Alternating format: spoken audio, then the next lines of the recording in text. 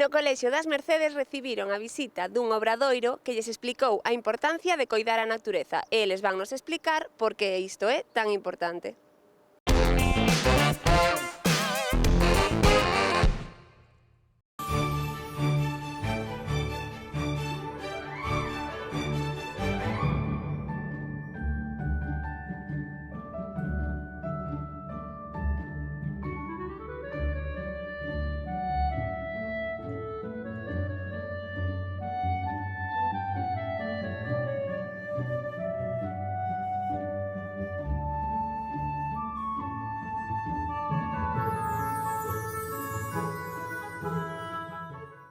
Carlos, contanos de que conto falastes hoxe. Pois falamos un pouco de que hai que coidar ben a natureza e os animais son moi importantes para a vida. Incluso algúns poden, sen eles estaríamos mortos. E isto todo que é? É para situar onde están os animais. É non sei como decir, é como un panel para situar aos animais o seu hábitat donde danos esa vida que nos temos. Claro, porque cada animal vive nun sitio concreto, verdad? Sí, E é importante que sigan aí. sí, é moi importante.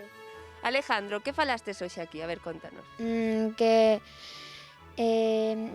aquí es que hai que cuidar a naturaleza porque si arruina y dejas que gente venga a destruir la naturaleza o quiera convertirla en una ciudad, pues no puedes dejar que hagan eso porque hay que protegerla. Porque destruyen todo lo que hay alrededor, los animales, la naturaleza, los alimentos, los árboles, solamente por una cosa y después destruyen y abusan mucho de las cosas que quieren para tal, entonces... E a ti gustache a natureza? Gustache ir á natureza? Sí, porque yo tengo una finca, entonces allí hay mucha naturaleza y hubo un incendio y se quemó el bosque que había por allí, entonces... Claro, iso é un problema, verdad? Sí, E tes animales? sí, perros y vacas y cabras y caballos. Mateo, tú sabes o que é un incendio forestal? Sí, A ver, conta. cuando un bosque enteiro se quema, afecta mucho a natureza. E como se produce un incendio forestal? Por que arde? Porque non coidas a natureza, todo se forma todo un desastre. E que podemos facer para evitar que haxe incendios? Cuidar a natureza. Mía, contanos de que falastes hoxe aquí. Pues estamos hablando de la naturaleza y que hay que cuidar el medio ambiente, porque es muy importante para la vida en el planeta. Estamos en como... Que aprendestes hoxe? De que falastes? da natureza, Porque hai que coidar a natureza, sí. sí, Eso foi o que vos dixeron, non? sí. Porque que pode pasar se non a coidamos? Morir.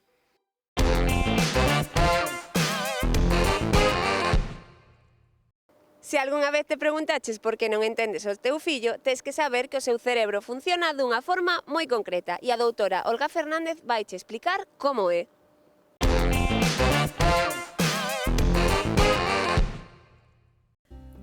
Hola queridos papis, el tema de hoy va a ser un tema distinto, no quiero hablar ya de tantas enfermedades y quiero que conozcáis cómo funciona el cerebro de vuestros hijos, sobre todo de los 0 a los 6 años, que es la etapa más importante del niño.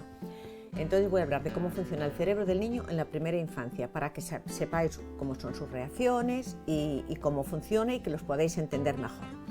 Entonces, en la primera infancia, que es de los 0 a los 6 años, es donde se van a establecer las bases, los cimientos y donde se perfila la arquitectura del cerebro del niño. Entonces es muy importante porque se va a construir ahí, en esa etapa, su salud emocional, se va a construir su comportamiento y ahí es donde va a aprender a gestionar él sus emociones. En los primeros 6 años de vida es cuando el cerebro infantil tiene un potencial enorme y es donde nosotros debemos de entenderlo y poder ayudar al niño a gestionarlo, porque va a ser las bases de su futuro. Ahí vamos a tener una parte genética, que es los genes que los padres, que la familia aporta al niño, pero lo más importante es el medio en que se rodea, el entorno que se rodea. Eso es lo que va a hacer que forje su personalidad. Durante esta primera etapa de infancia, que como digo es de los 0 a los 6 años, es cuando el cerebro que va a funcionar del niño, el niño va a vivir la emoción y todo su mundo va a rodearse de emoción y de la parte emocional de su cerebro, que es lo que voy a explicar ahora más adelante. Entonces vamos a hablar de cómo se desarrolla el cerebro en cada etapa y qué relación tiene con las emociones, porque lo más importante es que la primera parte del niño va a vivir en la zona emocional.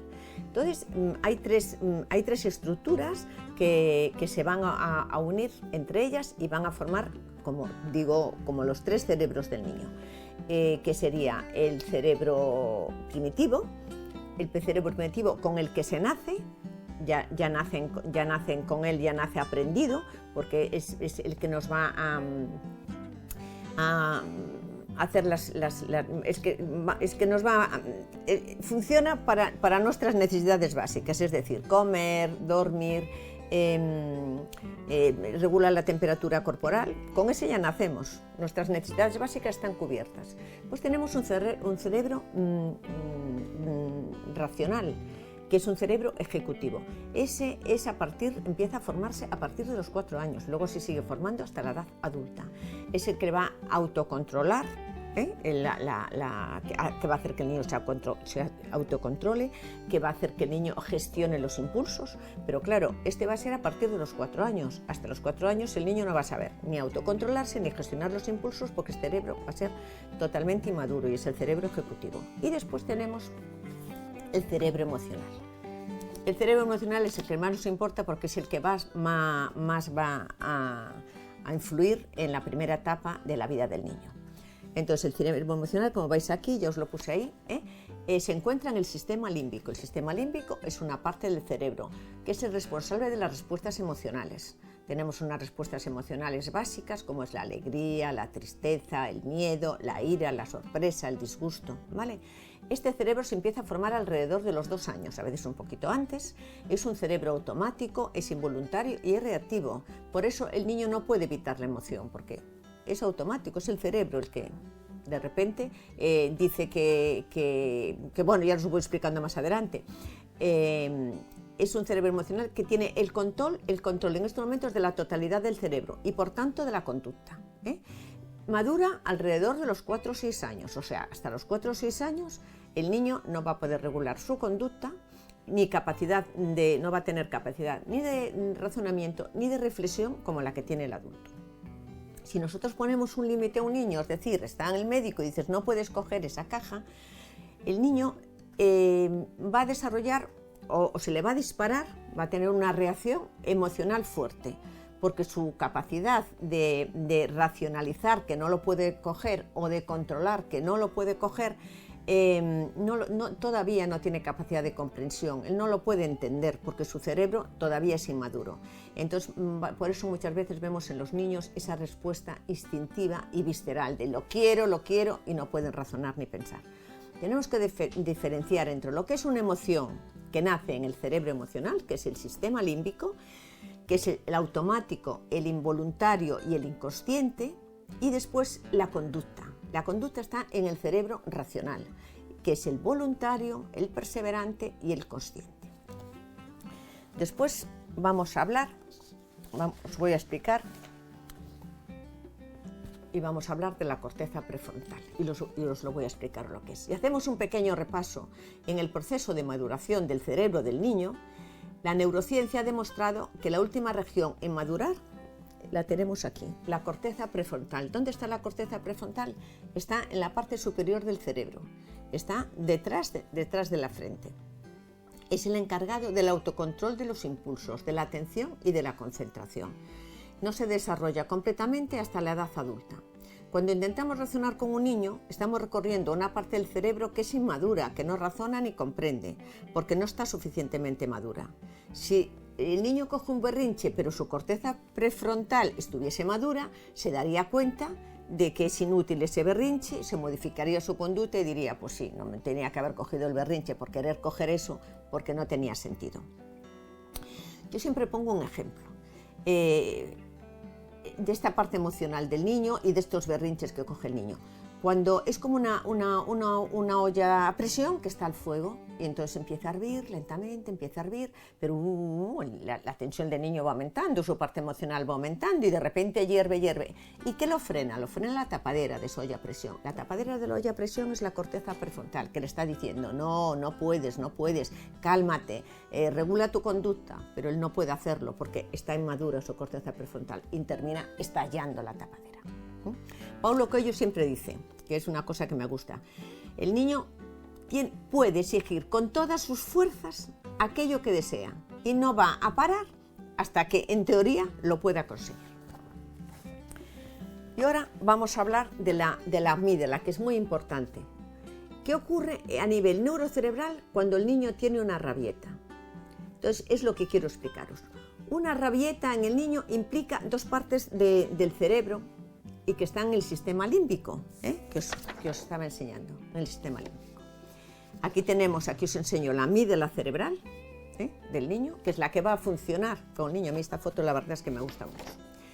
Y entonces, durante una rabieta, funcionan aquí dos partes del sistema límbico, que es el hipotálamo y la amígdala.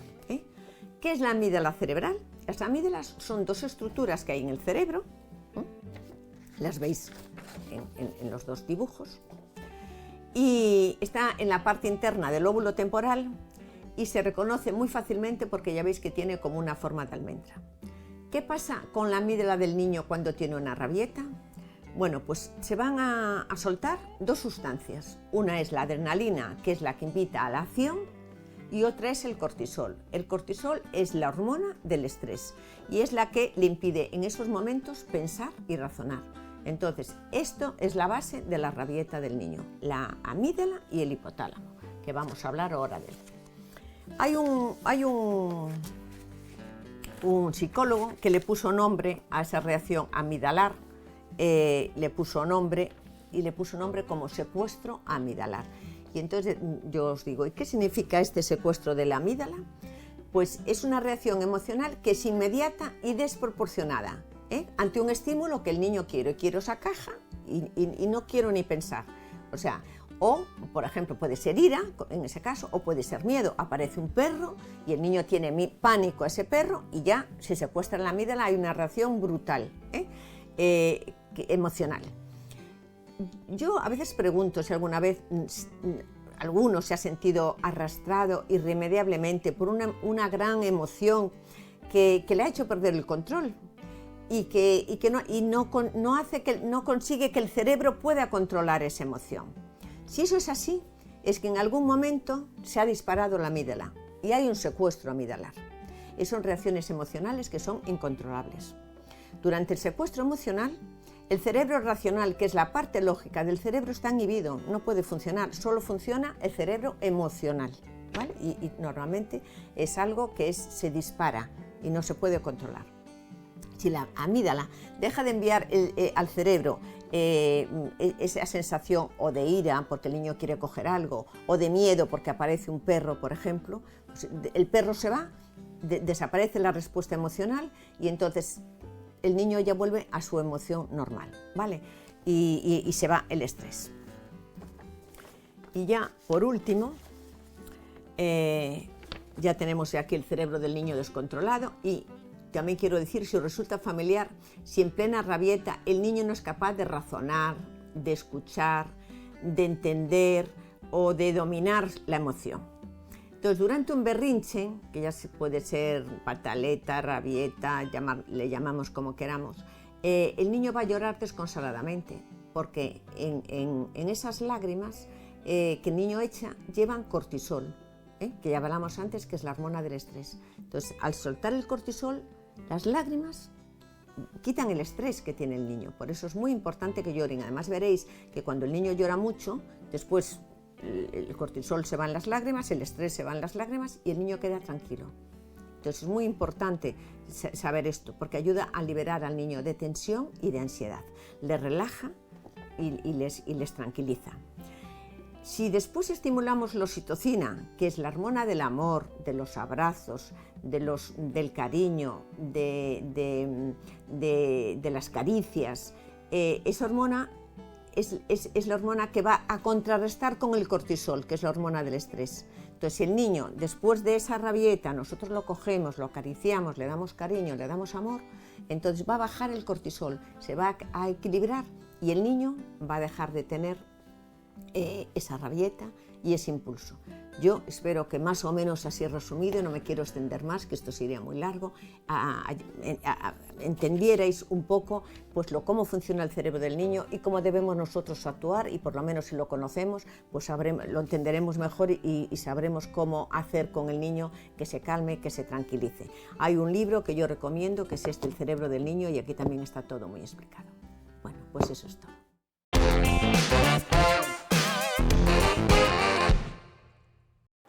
E ata aquí chegamos co xornal escolar desta semana. Voltamos dentro duns pouquiños días e mentres lembra que podes enviarnos os vídeos do teu cole ao enderezo xornalescolar@telemiño.com. Aquí vos agardamos. Chao!